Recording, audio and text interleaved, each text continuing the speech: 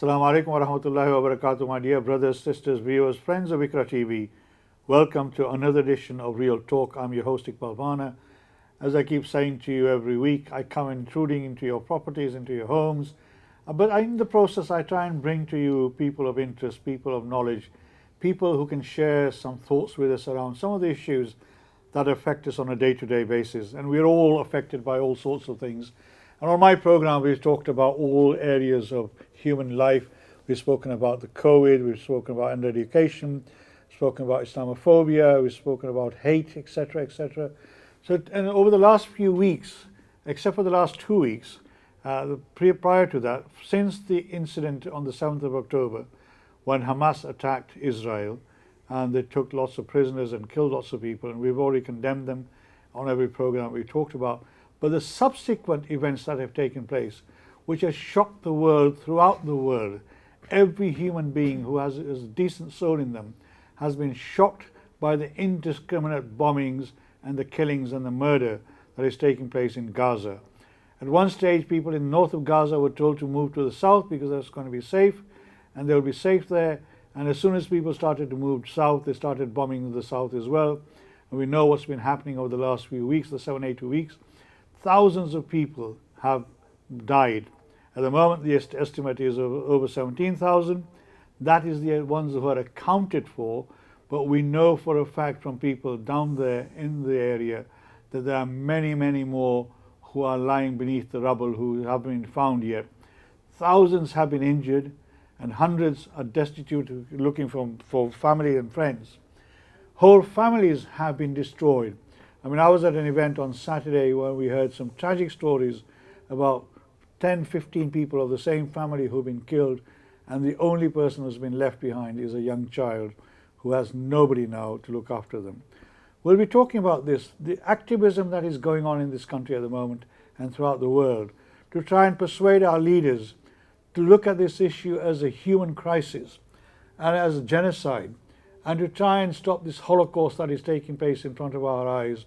But our leaders seem to be blind at the moment. We have seen young people throughout the world, including America. Surprisingly, many of them are Jews who are saying not in our name, and they're asking for the American government to stop this annihilation that is going on. Yet, earlier this week, late last week, at the UN, America again vetoed a resolution to try and enforce a ceasefire. Britain abstained, being the poodle of America, as somebody described them. So today I've got two young people who joined me today to come and share their thoughts, their ideas, and what they think we need to be doing as a community, as humanity. And this is not just a Muslim, non-Muslim issue, because this is an issue that affects humanity throughout the world. So today I'm deeply honored to have two very young ladies with me who are passionate and campaigning for social justice from the people of Palestine. So can I welcome Zainab Siddiq, who's from Leeds, and Tanisha Bramwell, who's from Dewsbury. Both of you, welcome to my program. Thank you for joining me. Thank you for sharing your time with me. Can I start with Tanisha first? Tanisha, I mean, obviously when people look at you, they'll probably think you're a non-Muslim, whether you are or not, I don't know, and I don't care, to be honest with you. If you're a Muslim, subhanallah. If you're not, subhanallah as well. But I mean, obviously they'll think, why are you involved? What's driving you? So can I start with you first to say, Tanisha, welcome to the show. I heard you speak very passionately outside Dewsbury Town Hall against the atrocities that are going on at the moment. And now you were at the meeting as well that we had a couple of weeks ago in Batley, where you wanted to share your thoughts and your ideas about how we can move forward as a community to challenge what's going on, but also to change the narrative of the politics of this country as well. So can you, so as I say, welcome. Why are you involved in this campaign? What drives you behind it? Well, I can't sleep at night.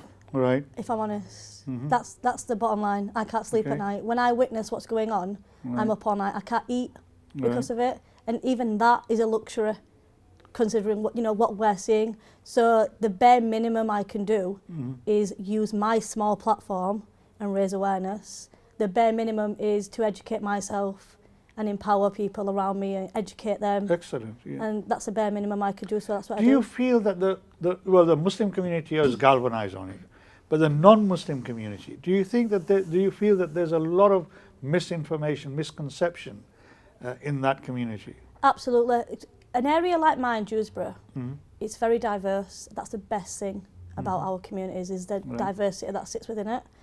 But there is a lot of miseducation and misconceptions, especially surrounding Palestine. Right. I can speak to somebody and they'll say, but you know, it all started on October 7th. No, it didn't. It didn't. The occupation of Palestine did not begin on October 7th. It's been going on all my life, all my mother's life, all our grandparents' lives.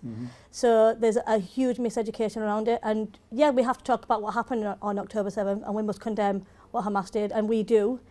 But we have to make sure that we are raising our voices and standing for the innocents, and that's who is losing their lives in Palestine. It's not a target of terrorism when babies are being murdered and children are being killed. So yeah, I can't sleep, so I feel like I need to be doing something, so that's why I do. Yeah, I mean, nearly, you know, one of the figures we heard on Saturday was that over 7,000 babies, children have been killed. Yeah. We heard some tragic stories about, you know, whole families completely wiped out. I mean, you know, I would say I appreciate what you're saying, and you know, applaud what you're doing. But just coming back again, there's a lot of misconceptions within the non-Muslim community. They see the 7th of October as the beginning. But it's always, like you say, it's been going on for years. 75 years this occupation has been taking place. What do you think we need to be doing to try and change that narrative? Do you feel that our schools have failed as well? Oh yeah, absolutely. I absolutely think that there's so many schools that are not allowing the freedom of speech to take place at the moment. When it comes to this issue, they're not allowing young people to have their voices heard, which is chaos to me, because our young people need that support. They're the next generation of activists and leaders. I think there's a massive issue surrounding the media and what they choose to put out that misleads a lot of people. But I also think we need to look at our leaders, regardless of political affiliation, and look at how they share this message and look how they share to educate their constituents and what they're doing about it. So there's so many vital steps that need to be taken, and they need to be taken now. I'll come back to you on the politics. I mean, Zena, you came to that meeting as well. That was ostensibly to look at the politics. Yeah. But Zena, I mean, you're a young, born in this country, Muslim woman, a practicing Muslim woman. I had the pleasure of your sister with me a few weeks ago, and she, you know, gave us a very good sort of impression or you know, confidence in why young people engage in this campaign and what they need to be doing. Now, you as a practicing Muslim woman, when you see these images of, as Tanisha says, you know, people can't sleep, people cry at night. How did you feel about it? I can really relate to the feelings that you are experiencing as well. I find it difficult also to sleep, and I feel like just carrying on day to day, there's almost like a guilt embedded within me. So you kind of, finding that balance of life again has been really difficult, because you don't know whether to carry on, and if you don't look at the social media that's out there, the truth, which is available on social media, I think the general channels and the media channels have a bias, but I think social media has really helped to get the word spread about what the truth is. But when I guess sometimes I think, should I shut my phone, just because it's so overwhelming, the emotions, and it's you kind of don't want to be desensitized to it, but at the same time it's so mentally exhausting to be watching this and feeling so helpless. I can't. I just can't seem to be able to open some of the videos. Yeah. Because I know it's going to be so horrific. It's going to have a negative impact on my mental well-being. 100%. You know, although you want to see what's going on, but you know at the back of your mind that it's going to be horrific anyway. Yeah, I think I definitely experienced that, and I think at times I was like, if I don't go on to the media now, I feel like you know, I'm closing an eye, because it's so easy in the West to just turn off your phone and be oblivious to it and be ignorant to what's actually going on. But it's time we switched on our phones and we saw that sensitive content. And although we've never been exposed to anything like this, it is mentally torturing for us. But can we just imagine what they are going through? Oh, just definitely, imagine for a second that they are living that, the trauma that's going to be going on for generations to come for the people that survive this Holocaust. Yeah, and we heard with eyewitness testimony on Saturday. We were at the event, both Zainab and I and her sister and some other colleagues in Bradford, working with some medical professionals as well, and other charities, and raised £100,000 on the night. But this was specifically for medical support, because they were saying that can you just imagine that there are women who are giving birth under cesarean section without any anesthesia, legs and arms being cut without any anesthesia. People are having to endure pain that none of us will be able to endure, because they've got no medication. Not even a single paracetamol is accessible to them. And this event that we attended, as I say, over 18,000 people officially have been killed, 46,000, 50,000 people are wounded. And this £100,000 is trying to get as much medical aid, medicine, support, equipment to go to Gaza as soon as the borders are open and people are allowed to take that in. So coming back to your points, both of you, I presume, on social media. Yeah. Right? Which is something that I'm not, because I'm useless at typing. So I'm frightened of putting out a message which might be completely misconstrued and misspelled and give the wrong message out. But yeah, social media, as you say, is playing an important role. Yeah. Tanisha, how important is social media to young non-Muslims as well? And do you have a following in that grouping? Yeah, well, we do a lot of community engagement, and we like to make sure that we're involved in a variety of campaigns. Right. So it has grown, our social media platform. We started with 10,000, now we've got 100,000. Oh, wow. Amazing. So, but the work that we do, I think it's more to do with the community engagement that we do on a grassroots level than anything else. But to be able to utilise that platform for sending out the message of what is going on in Palestine needs to be done, and therefore we get to do that. That's a blessing, and we're able to do that. All right. But and have you seen a change taking place in people's attitudes now that you're doing it? Have you? Yeah, not just because of us, because it's happening everywhere. There's so many young people that are using their devices, and it doesn't matter if you've got 100,000 followers or one. You have a platform, and that means you've got a voice. Right. So to utilise that needs to be prioritised, and I think, like we've said, when the media, does have a bias, social media has, it's been able to open people's eyes, and I think that's why the campaign, because this campaign has been ongoing for so long, I think that's why it's gained a momentum that it hasn't really seen before. Right. Because it's been able to reach so many more places, and people aren't having to rely on newspapers and just radio stations and the Prime Minister. People like me, the old style people. The oldies, the old style people. I've just been told by our producer, the executive producer, to say that I'm sure you've seen the news today about this Zara advert, which people have complained about. They're saying that it sort of depicts some of the what they see as images of Gaza, people in what could be in shrouds, whatever. My executive producer just said to me that they pulled the advert now. Zara have decided to pull the advert. That actually shows, the 50 complaints on social media have just been told. That actually confirms what you just said about the importance of social media. There's somebody like me, as I said, the only thing I do is WhatsApp, and even that with difficulty. Right? So I can't see myself being on Instagram or TikTok or Facebook or whatever it is, although I'm supposed to be on Facebook, but you never hear or see me posting anything. This social media, this phenomenon that's grown up, do you think that's being used for positive purposes? Because we know that there's the other side who are also posting all sorts of misinformation, right? Do you come across those as well? I think it's actually used quite positively for engagement, because the truth is actually being spread. The only kind of con to that is that it's highly censored. So when you post, let's say for example, you usually get 100 views, you might be getting 30 views because you're posting about Palestine and the truth of the content. So it's really highly censored at the minute. However, that hasn't deterred people from continuing to post. So I really appreciate everyone's momentum. Like you said, obviously you revert to traditional sort of news outlets. I'd be using a quill if I could.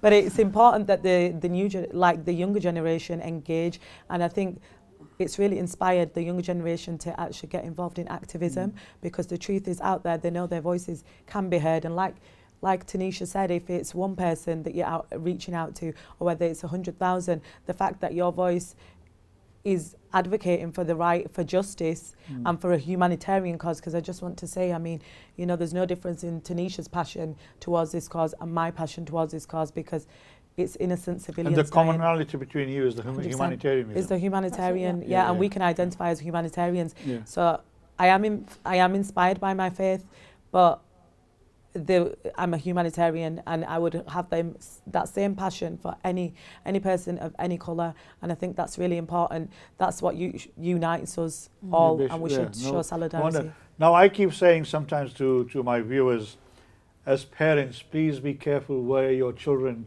are on social media and what they're viewing, what they're doing.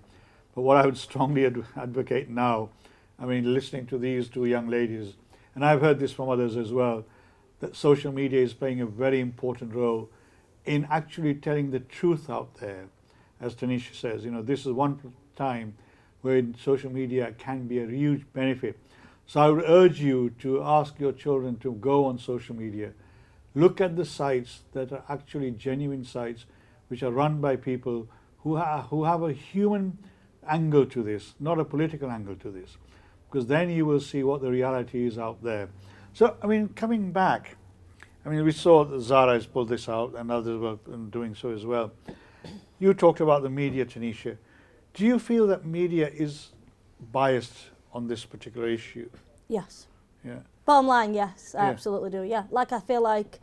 And is that both the print media as well as the sort of TV and other medias as well? Absolutely, absolutely, because they're trying to sell the same narrative that the government's trying to sell, which is, you know, it's not a case of, oh, this has happened on October 7th and Israel's got has the right to defend itself, because you cannot excuse the atrocities that are taking place right now in Gaza. You can't excuse that.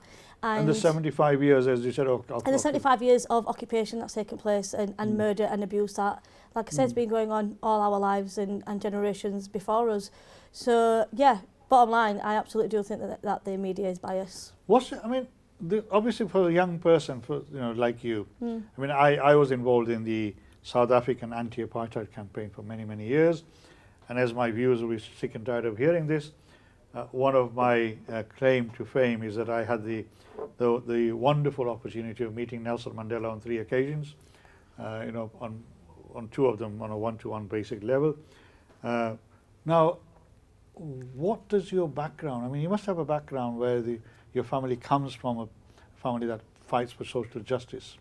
Because your mother was there at Dewsbury, wasn't she? Yeah. And she was very proud of you. Yeah. So is that where this being a social justice campaigner comes from? Maybe. I think my family are very working class. Right. Always have been.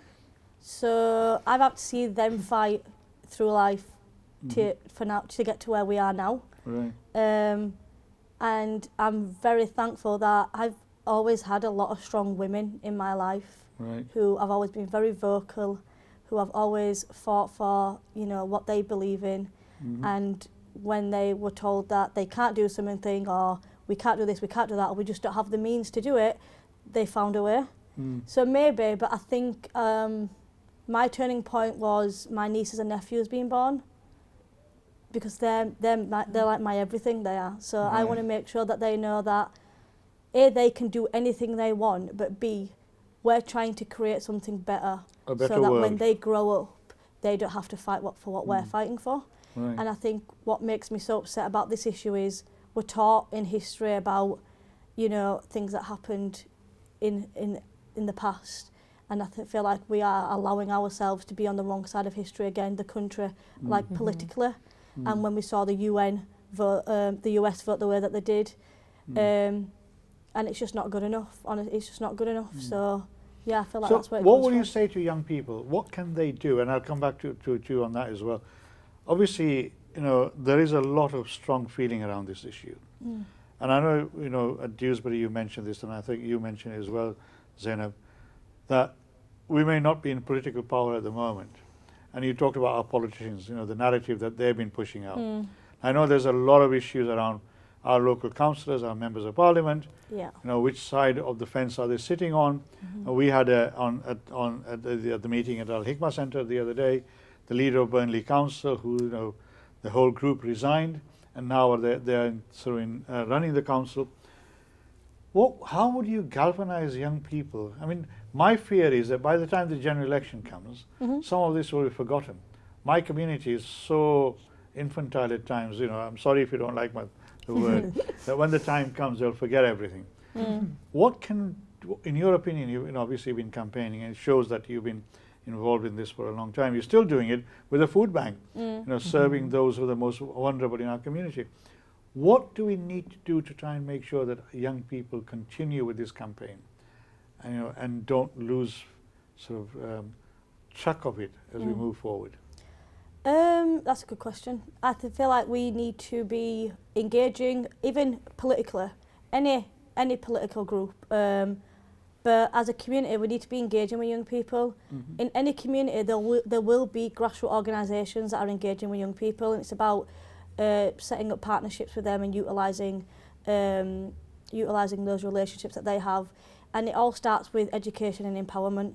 And the best way to do that through our work is we do a lot of detached youth work, and what that means is we go out into the community and we find out where young people kind of are, where their little hangout spots are, and where they like to meet up, and we'll go to them. And if you ask young people what they want, they will tell you what they want. If they want a football team, or they want sports, or they want this, or they want that, they'll tell you.